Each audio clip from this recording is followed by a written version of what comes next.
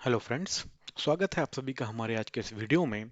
आज के इस वीडियो में हम प्राचीन भारतीय इतिहास के बारे में बात करेंगे, मतलब कि हिस्ट्री ऑफ एंशियंट इंडिया के बारे में बात करना शुरू करेंगे।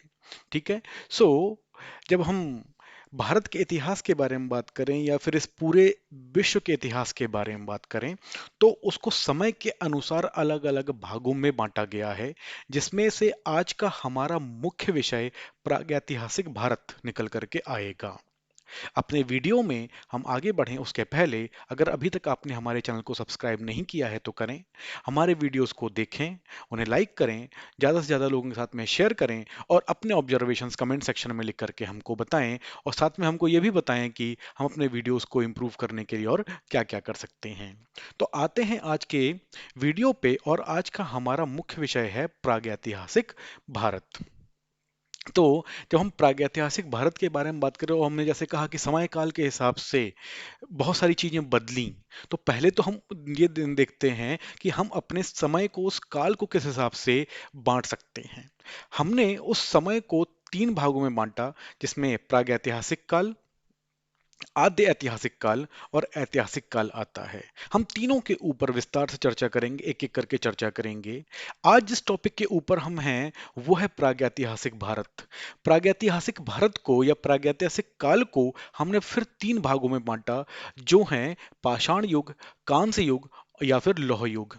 उसके अलावा कहीं कहीं जिक्र आता है ताम्र युग का या ताम्रकाल के बारे में, तो वो भी कहीं ना कहीं कांस्य युग का ही भाग है। उसके बाद हम इन तीनों को भी अलग अलग पार्ट्स में तोड़ते हैं, अलग अलग भागों में तोड़ते हैं, तो पाषाण काल के भी तीन भाग निकल करके आते हैं। उसमें पुरा पाषाण काल, मध्य पाषाण काल और नव पाषाण काल मुख्य हैं। और जब हम इनमें भी पुरा पाषाण काल को तोड़ते हैं तो फिर से उसके तीन भाग बन के आते हैं: निम्न पुरा पाषाण काल, मध्य पुरा पाषाण काल और उच्च पुरा पाषाण काल। तो सबसे पहले तो अब हम प्रागैतिहासिक काल को समझने की कोशिश करेंगे। ठीक। प्रागैतिहासिक काल वो समय है जिसके जिसका लिखित विवरण कहीं पर भी नहीं मिलता। ठीक। केवल पुरातात्विक, मतलब कि आर्कियोलॉजिकल सोर्सेज जो हैं उनसे हमको ये पता पड़ता है कि वहां पर कभी कुछ था, या वहां पर जो कुछ भी था वो किस तरीके का था। उसके बारे में हम जब आर्कियोलॉजिकल स्टडीज करें तो हमको चीजें समझ में आती हैं। अब जब हम बात करें प्रागैतिहासिक काल की और लिखित विवरण के बारे में, तब लिखने की कला ही विकसित नहीं हुई थी, तो लोग उस चीज को लिखते भी तो कैसे? कैसे उस समय में क्या सिचुएशन थी, क्या कंडीशंस थी, लोगों की क्या दशा थी, उसको आने वाली पीढ़ियों तक पहुंचाते हैं। ठीक। तो अब उन्होंने उस समय में जिस तरीके के भी अपने जीवन शैली को अपनाया था, उसके ही साक्ष्य अब जब हमको आधुनिक समय में मिलते हैं, तब हम अंदाजा लगा रहे होते हैं कि ये समय इतना पुराना था, उतना पुराना था, उतना पुराना था। ठीक। तो जब हम प्रागैतिहासिक भारत के बारे में बात करें, तो वो समय काल आधुनिक काल से 2.5 लाख साल ईसा पूर्व से लेकर के 2500 साल ईसा पूर्व तक माना जा सकता है। ठीक। अब ये जो समय काल है उसको लेकर के भी अलग अलग स्रोतों पे अलग अलग समय सीमा दी हुई है। हम यहाँ पर जो एनसीईआरटी के हमारा जो मेन सोर्स है उसमें जो समय सीमा दी हुई है, हम उसको यहाँ पर फॉलो करते हुए चल रहे हैं। बिकॉज अलग अलग जगहों पे 10 लाख साल का भी जिक्र आता है, फिर कहीं कहीं 50 लाख साल तक का भी जिक्र आता है, 5 लाख साल तक का भी जिक्र आता है। और जब हम उसको समय सीमा को जो दूसरी तरफ लेकर के जाएं तो 10,000 साल तक, 4,000 साल तक, 2,500 साल तक भी बताया गया कि प्रागैतिहासिक काल रहा है। ठीक। जो उस समय की मेन या कह लीजिए खास विशेषता थी वो ये कि ये मानव का शुरुआती समय काल था। ये इस समय को आप ये भी बोल सकते हो कि हिमयुग आया और चला गया, और आधुनिक मानव अपनी वर्तमान दशा में वहां से निकल करके आया। ठीक। ये वो समय था जब लोग झुंड में रहना पसंद करते थे। ये वो समय था जब लोगों को प्रकृति के बारे में बहुत ज्यादा जानकारी नहीं थी। ठीक। और वो जानवरों को अपना शत्रु समझ करके चलते थे, पक्षियों को अपना शत्रु समझ करके चलते थे। ये वो समय था जब ऐसे बहुत सारे जीव जंतु इस प्लेनेट पे, इस ग्रह के ऊपर विचरण करते थे, जो आज की तारीख में हमको देखने को भी नहीं मिलते हैं। ये मानव मानव का शुरुआती समय काल था जिसमें उसकी जीवन शैली भी कोई बहुत विकसित नहीं थी, जिसको हम आज की तारीख में आदिवासी वाला हिसाब किताब बोलें, कुछ ऐसी जीवन शैली थी। और यही कह लीजिए कि उसको अपने आसपास की चीज़ों का ज्ञान हो रहा था, वो अपने आसपास की चीज़ों को देख करके समझने की कोशिश कर रहा था। तो इसीलिए इस काल के संबंध में लिखित साक्ष्य मौजूद होना भी बहुत ज़्यादा मुमकिन नहीं है। और इसीलिए इस समय के बारे में जब हमको अध्ययन करना होता है तो हम उसके लिए आर्कियोलॉजिकल सोर्सेस का इस्तेमाल करते हैं, पुरातात्विक साक्ष्यों का इस्तेमाल करते हैं। और जैसे हमने कहा कि प्रागैतिहासिक काल को हमने मुख्यतः 3 भागों में तोड़ा हुआ है, जिसमें पाषाण काल, कांस्य काल और लौह काल आते हैं। हाँ, जब हम प्रागैतिहासिक समय के बारे में बात करें तो ऐसा नहीं था कि तब सभ्यताएं नहीं थीं। विश्व के अलग-अलग भागों में अलग-अलग सभ्यताएं थीं, और जो भारत की 2 सभ्यताएं जो जिनके बारे में हम जानते हैं, एक है मेहरगढ़ संस्कृति, जिसका समय काल 7000 ईसा पूर्व से 3300 साल ईसा पूर्व तक माना जाता है। और उसके बाद जो सिंधु घाटी की सभ्यता थी वो भी कहीं ना कहीं इसी समय सीमा के आसपास की मानी जाती है, मतलब कि 3500 साल से लेकर के बाद की। ठीक, तो क्या जैसे जैसे समय बीतता गया, मानव को अपने बारे में, अपनी प्रकृति के बारे में, अपने आसपास के लोगों के बारे में पता चलना शुरू हुआ। ठीक, जब हम प्रागैतिहासिक काल में भी और आगे की तरफ जाएं तो जो पहला समय निकल करके आता है उसको हम कहते हैं पाषाण काल। पाषाण काल मतलब कि वो समय जब मानव को अपने रहन सहन के लिए और अपनी ज़रूरतें पूरी करने के लिए एक ही चीज़ समझ में आती थी, और वो थी पत्थर। वो पत्थर को जिस तरीके से भी उसके उपयोग में वो आ सकता था, वो उसको लेकर के आते थे। जैसे कि पत्थर के औजार बना करके वो जानवरों का शिकार खाते थे। उनको खेती का ज्ञान नहीं था। उनको इस बात का भी ज्ञान नहीं था कि वो जानवरों को पाल सकते हैं। जैसे हमने कहा कि वो जानवरों को अपना शत्रु समझ करके एक तरीके से चल रहे होते थे। तो उनके लिए क्या था कि अगर उनको भूख लगी है तो वो पत्थर के औजार से शिकार करके उन जानवरों के मांस को खाएंगे। वो क्या कहते हैं, गुफा में निवास करेंगे। और जब पाषाण युग में ही उनको पहले आग का भी ज्ञान नहीं था, लेकिन फिर बाद में उनको ये समझ में आया कि जब पत्थर से पत्थर को क्या कहते हैं टकराया टकराया जाए या उसको घिसा जाए तो उसकी वजह से आग उत्पन्न होती है। ठीक, और ये यहाँ से अगर हम कहें कि आग कैसे उत्पन्न होती है, ये जब उसको पता चला तो कहीं ना कहीं उससे मानव के विकास के लिए आगे का रास्ता खुला। और वो कहीं ना कहीं उसके ऊपर ही अपने लिए कहना चाहिए नई नई चीजें खोजने का जो उसमें सोच आई, समझ आई, वो कहीं ना कहीं वहीं से फिर निकल करके आई। तो हमने जैसे पहले भी कहा था कि पाषाण काल को हमने मुख्य 3 भागों में बांटा है, जिसमें पुरा पाषाण काल आता है, मध्य पाषाण काल आता है और नव पाषाण काल आता है। ठीक, तो जब हम पुरा पाषाण काल के बारे में बात करें तो पेलियोलिथिक पीरियड इसको हम बोलते हैं। तो ये वह समय की अवधि है जिसमें मनुष्य ने पत्थर के उपकरण बनाना शुरू किया था। जब हम यूनानी शब्द ये जो हमारा पेलियोलिथिक है वो हमारा यूनानी शब्द है, तो उसमें जब हम बात करें तो पेलियोस जो प्राचीन बोलते हैं, पुराना, और लिथोस मतलब कि पाषाण, मतलब कि पुरा पाषाण के बारे में यहाँ पर बात हो रही है। और स्टोन एज के बारे में तो हम सच बात कर ही रहे हैं। तो जब हम भारत में पुरा पाषाण काल के अवशेषों के बारे में बात करें तो आंध्र प्रदेश के कुरनूल में, कर्नाटका, उड़ीसा, राजस्थान और मध्य प्रदेश के भीमबेटका से इस समय के बारे में हमको प्रमाण मिलते हैं। उसके अलावा जब हम बात करें तो राजस्थान में, कर्नाटका में और भी जगह हैं जहां पर इस समय के प्रमाण देखने को मिलते हैं। और जो अनुमानित समय अवधि है, जैसे हमने कहा कि अलग अलग जगहों पे अलग अलग बोली गई है, ठीक, इसको 10 लाख साल से 10,000 ईसा पूर्व तक का माना जा सकता है कि तब तक पूरा पाषाण काल चल रहा था। यहाँ पर इसके साक्ष्य जैसे सोहन, बेलन और नर्मदा की घाटी से प्राप्त हुए हैं। और पुरा पाषाण काल की संस्कृति की खोज का श्रेय रॉबर्ट ब्रूफ्रूड को दिया जाता है, जिन्होंने 1863 में इस संबंध में महत्वपूर्ण खोज की।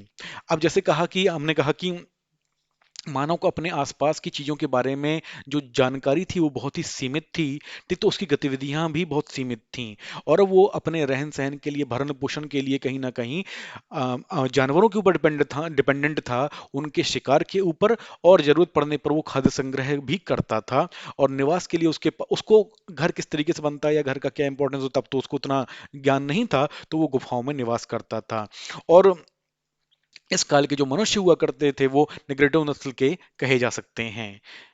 अब हम आगे बढ़ते हैं और इस स्लाइड में देखते हैं कि उस समय के मुख्य उपकरण पत्थर के बने हुए होते थे और किस तरीके के वो दिखाई देते थे।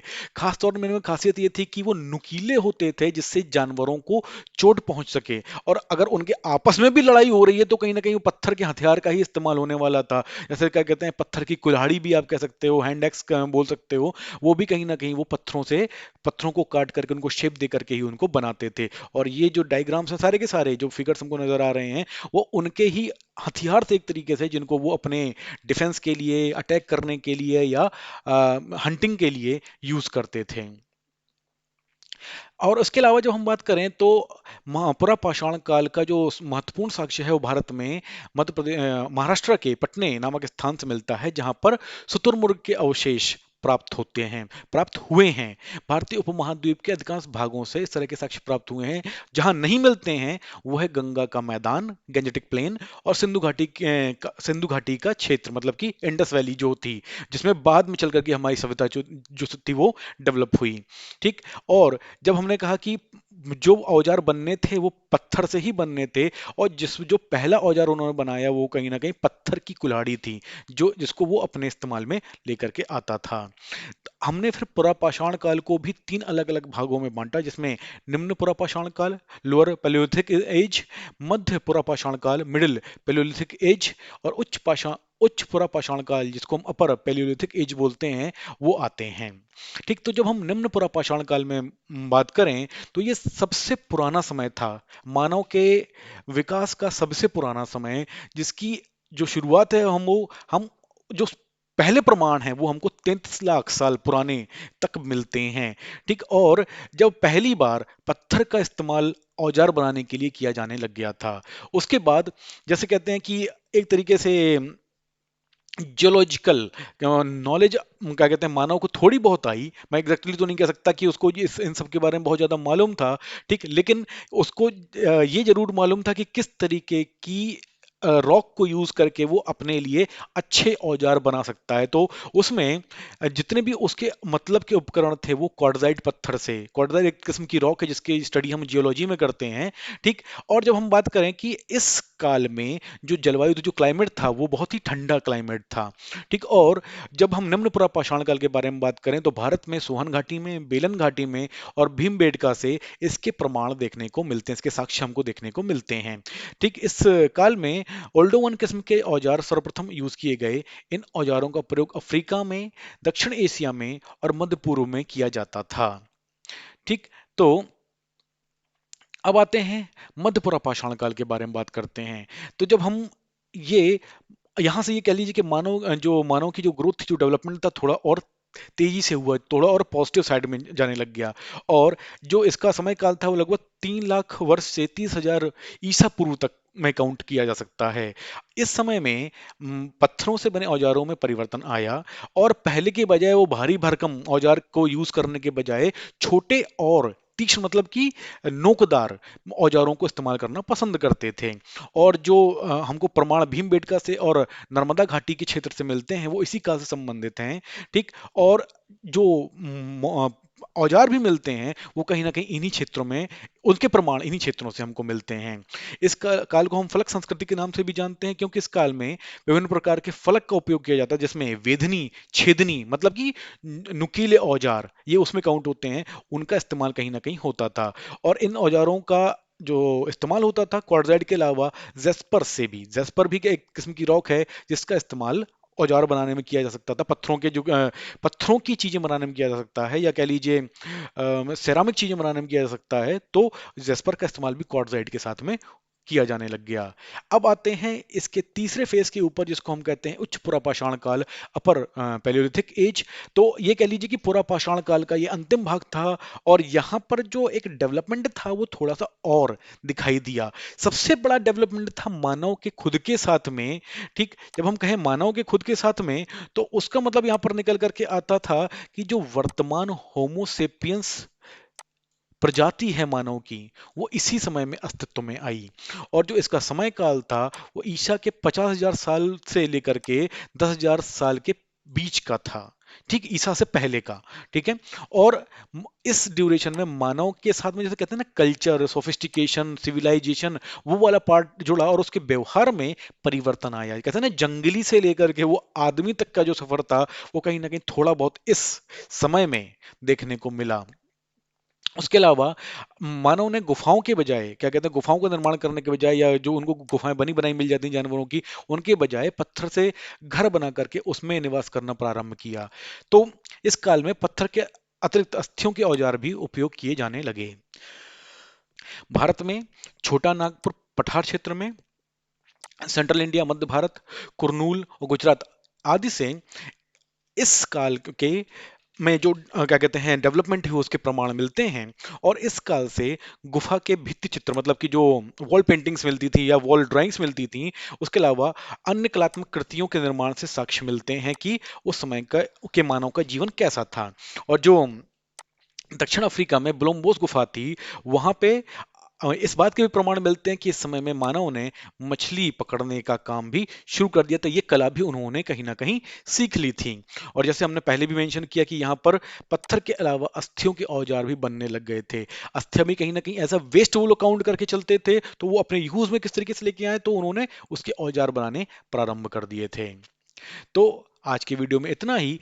इस समय काल के अध्ययन को हम अपने अगले वीडियो में भी आगे बढ़ाएंगे। तब तक हमारा ये वीडियो देखिए, हमारे चैनल को सब्सक्राइब करिए, ज़्यादा से ज़्यादा लोगों के साथ में शेयर करिए और अपने फीडबैक देना हमको बिल्कुल ना भूलिए। बहुत जल्दी आपसे अपने अगले वीडियो में मुलाकात होगी। Thank you very much.